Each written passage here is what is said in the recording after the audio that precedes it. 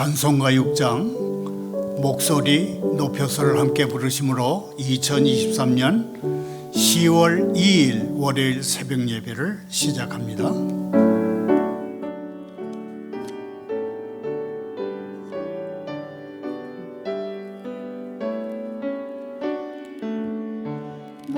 목소리 높여서 주 찬양하여라. 영광과 권세와 존귀와 위엄이 온누리 다스리시는 만왕의 왕께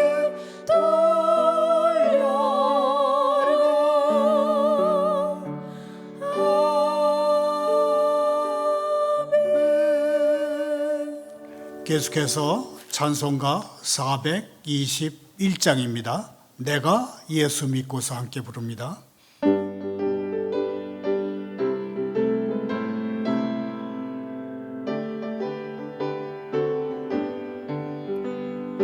내가 예수 믿고서 죄사함 받아 나의 모든 것 다 변했네.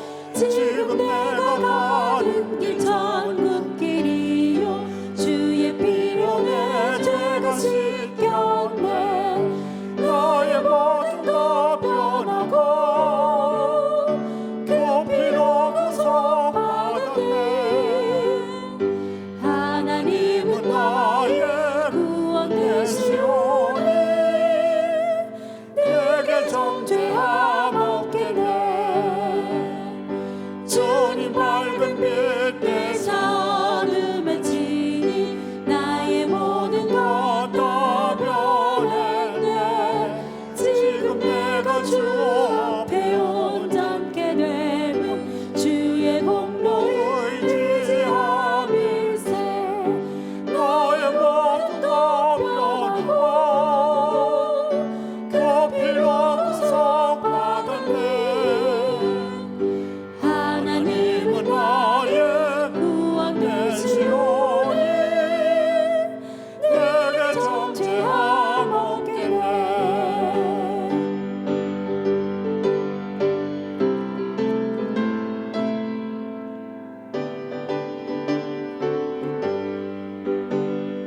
내게 성령이 임하고 그 크신 사랑 나의 맘에 가득 채우며 모든 공포 내게서 물리치시니 내 맘 항상 주 안에 있겠네. 나의 모든 것 변하고 그 피로 구속받았네. 하나님은 나의 구원 되시오니 내게 정죄함 없겠네. 아멘. 오늘 새벽에 보실 하나님의 말씀은 잠언 1장 20절부터 33절까지입니다. 교독합니다. 지혜가 길거리에서 부르며 광장에서 소리를 높이며 시끄러운 길목에서 소리를 지르며 성문 어귀와 성중에서 그 소리를 발하여 이르되 너희 어리석은 자들은 어리석음을 좋아하며 거만한 자들은 거만을 기뻐하며 미련한 자들은 지식을 미워하니 어느 때까지 하겠느냐. 나의 책망을 듣고 돌이키라. 보라, 내가 나의 영을 너희에게 부어주며 내 말을 너희에게 보이리라.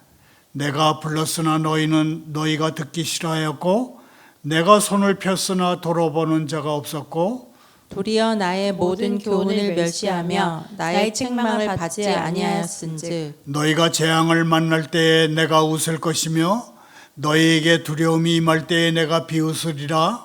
너희의 두려움이 광풍같이 임하겠고 너희의 재앙이 폭풍같이 이르겠고 너희에게 근심과 슬픔이 임하리니 그때 너희가 나를 부르리라. 그래도 대답하지 아니하겠고 부지런히 나를 찾으리라. 그래도 나를 만나지 못하리니 대저 너희가 지식을 미워하며 여호와 경외하기를 즐거워하지 아니하며 나의 교훈을 받지 아니하고 나의 모든 책망을 업신 여겼음이니라. 그러므로 자기 행위의 열매를 먹으며 자기 꾀에 베푸르리라. 어리석은 자의 퇴보는 자기를 죽이며 미련한 자의 안일은 자기를 멸망시키려니와 오직 내 말을 듣는 사람은 평안히 살며 재앙의 두려움이 없이 안전하리라. 아멘.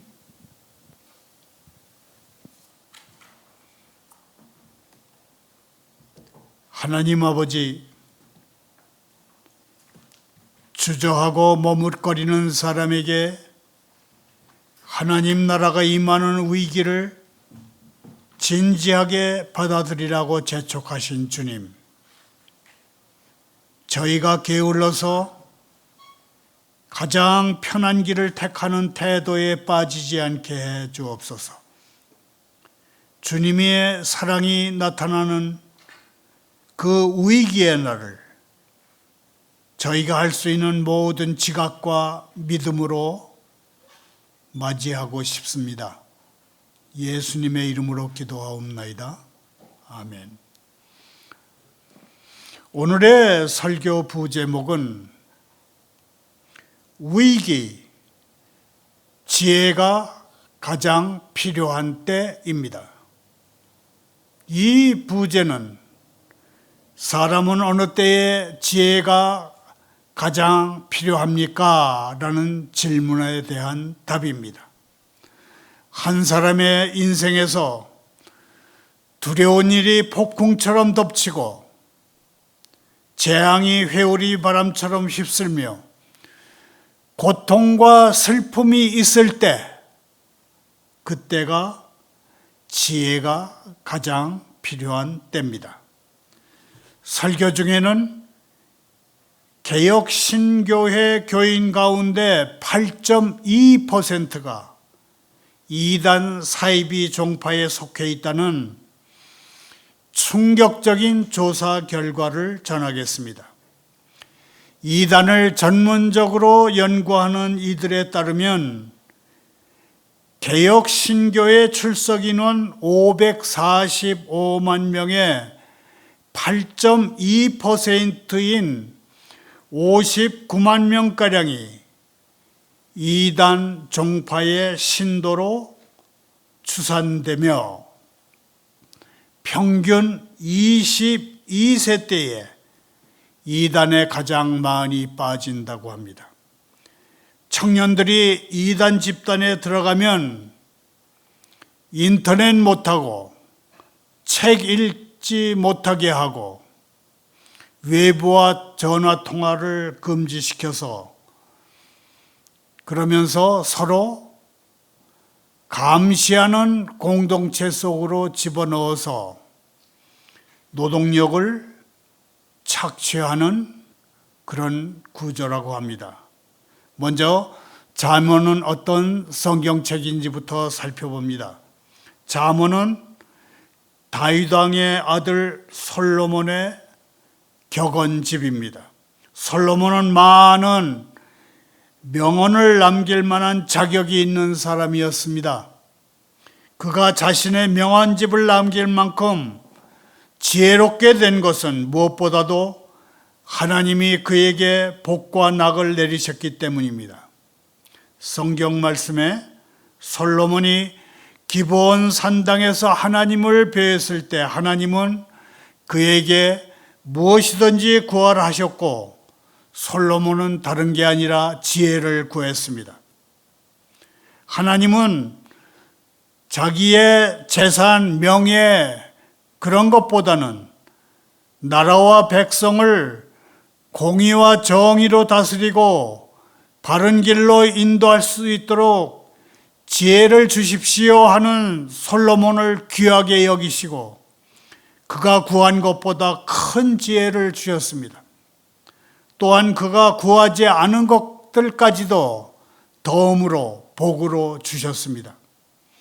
하나님이 솔로몬에게 이 같은 복과 낙을 내리신 것은 훗날 예수님이 먼저 하나님의 나라와 의를 구하라. 그리하면 이 모든 것을 너희에게 더하시리라 하신 말씀을 생각나게 합니다. 그러나 안타까운 것은 솔로몬의 지혜는 그 끝이 실망스럽다는 것입니다. 솔로몬 왕은 아버지 다윗 왕의 대를 이어서 통일 이스라엘을 40년 동안 다스렸습니다. 처음에는 지혜롭게 나라를 다스려서 백성들에게 평안과 넉넉한 재산을 안겼지만 그 삶의 마지막 무렵에는 하나님의 심판을 받아 비참하게 무너졌습니다. 솔로몬 왕은 700명의 아내와 300명의 첩을 거느렸는데 그 결혼 대부분은 주변 국가들과 약정에 따른 것이었고 아내들 대부분은 이방 여인들이었습니다. 솔로몬 왕이 늙어서 분별력이 흐려졌을 때 700명의 아내들과 300명의 첩들은 각기 그들이 섬기는 우상들로 왕을 유혹했고 결국 솔로몬 왕은 우상 숭배를 하는 자리로 굴러떨어졌습니다. 그는 세상의 모든 지혜를 지닌 왕이었지만 정작 이 땅에서의 삶이 다할 때까지 여호와를 끝까지 경외하고 의지하는 지혜는 없었습니다. 솔로몬은 가장 중요한 지혜, 곧 여호와를 경외하는 지혜는 가장 갖지 못한 그 삶의 마지막에는 매우 어리석은 사람이었습니다. 솔로몬의 왕의 어머니가 누굽니까? 다윗 왕과 간음한 여인 밧세바 아닙니까? 밧세바 신드롬이라 불리는 사건, 막강한 권력을 가진 사회 지도층의 윤리적인 타락을 대표하는 사건의 여자 주인공이 밧세바입니다. 그러므로 결혼을 앞둔 젊은이가 여호와를 사랑하고 경외하는 사람을 상대로 맞이하는 일은 그렇게 지혜로웠다는, 그래서 큰 복과 낙을 받은 솔로몬 왕도 하지 못한 지혜로운 결정이자 행동을 하는 것이 됩니다. 잠언 1장부터 9장의 내용은 아버지가 아들에게 보내는 훈계입니다. 먼저 내 아들아, 내 아버지의 교훈을 귀담아 듣고 내 어머니의 가르침을 저버리지 말아라고 힘써서 격려합니다. 아버지의 훈계와 어머니의 법을 귀담아 들으라는 말씀은 부모를 공경하라는 제5계명을 생각나게 합니다. 제5계명은 부모를 공경하면 오래 사는 복을 약속하는데 잠언 말씀도 부모를 공경하면 큰 복을 누릴 것이라고 합니다. 부모가 자녀에게 훈계와 법에 귀를 기울일 것을 간절히 구하지만 부모의 이러한 권고를 그대로 받아들이거나 또는 거부하는 것은 부모는 어쩔 수 없는 자녀의 몫입니다. 그러므로 부모는 기도하는 마음으로 자녀를 가르칩니다. 자녀들이 우리의 가르침을 잘 받아들이고 훈계를 좋아하며 재물보다 더 귀하게 여기고 버리지 않도록 기도하는 마음으로 자녀들을 가르쳐 길러야 한다는 그런 얘기입니다.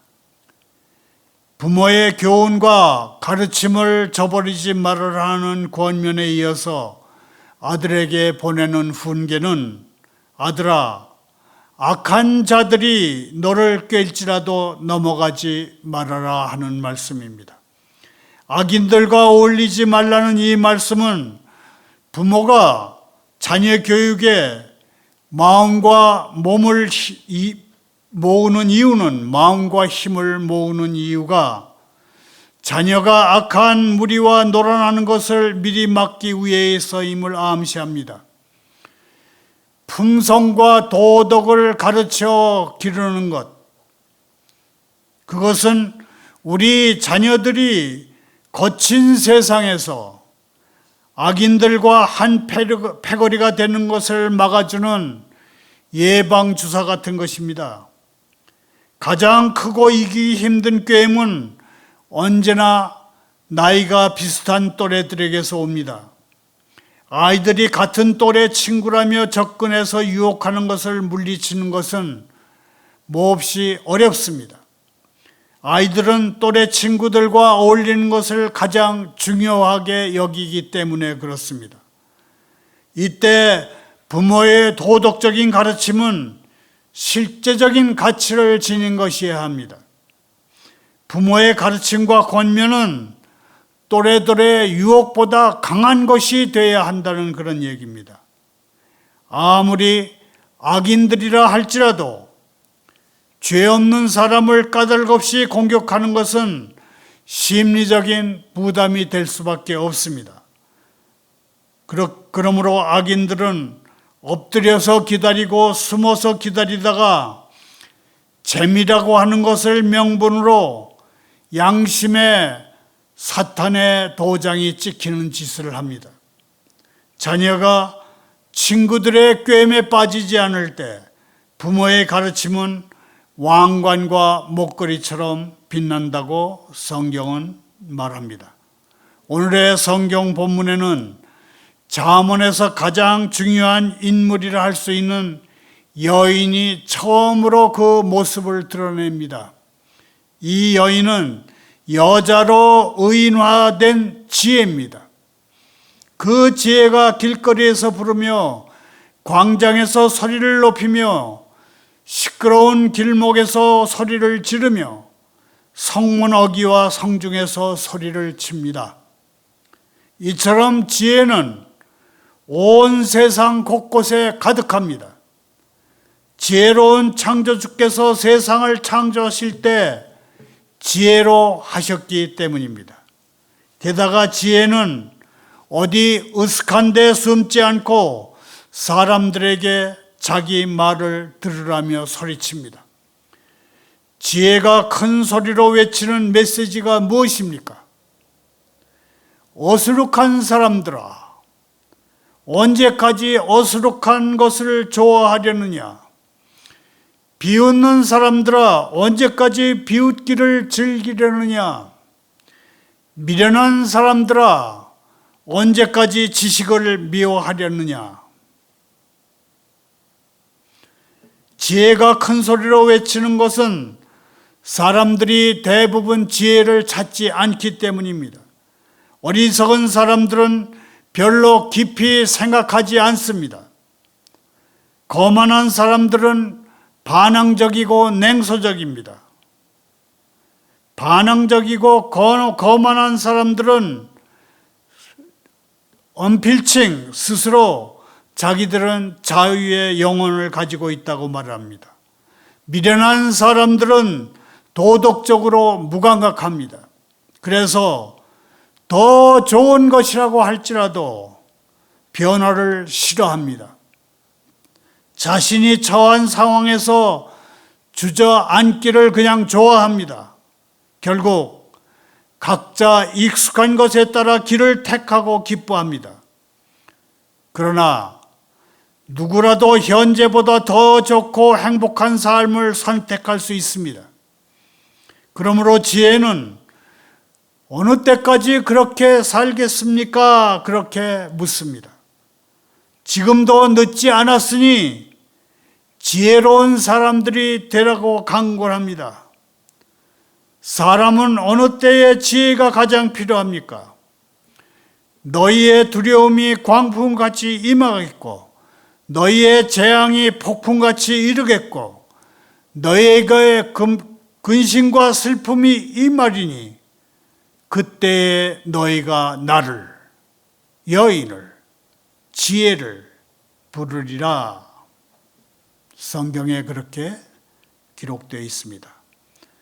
삶에서 지혜가 가장 필요한 때는 위기를 맞이할 때입니다. 위기를 맞으면 우리는 한계를 느끼며 하나님의 지혜를 구하게 됩니다. 재앙을 만난 사람은 당황하며 고통스러워합니다. 보통 때는 자기가 가진 것으로 충분하다며 지혜의 말은 필요 없다고 그렇게 비웃던 사람도 고난의 날이 되면 입장이 바뀝니다. 사람이 심한 고통을 당하면 이성과 논리가 마비되는데 그때는 지혜를 찾을 수가 없습니다.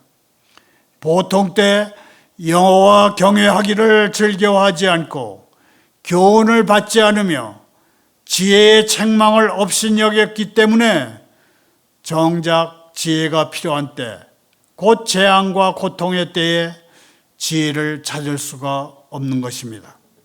결국 지혜를 무시한 사람은 그 값을 아주 비싸게 치르게 됩니다. 오직 지혜의 말을 듣는 사람들은 아무 두려움 없이 편안하고 안전하게 살 것입니다. 하나님은 심은 대로 거두게 하시는 분입니다. 어리석은 사람은 제멋대로 행동하다가 죽고 미련한 사람은 게으르게 행동하다가 망합니다. 거꾸로 지혜의 말을 듣는 사람은 마음 편히 살고 재앙의 두려움 없이 평안하게 삽니다. 지혜의 말씀이 들릴 때 순수히 따르는 것이 안전하고 평화롭게 삶을 꾸려가는 비결입니다. 말을 맺습니다.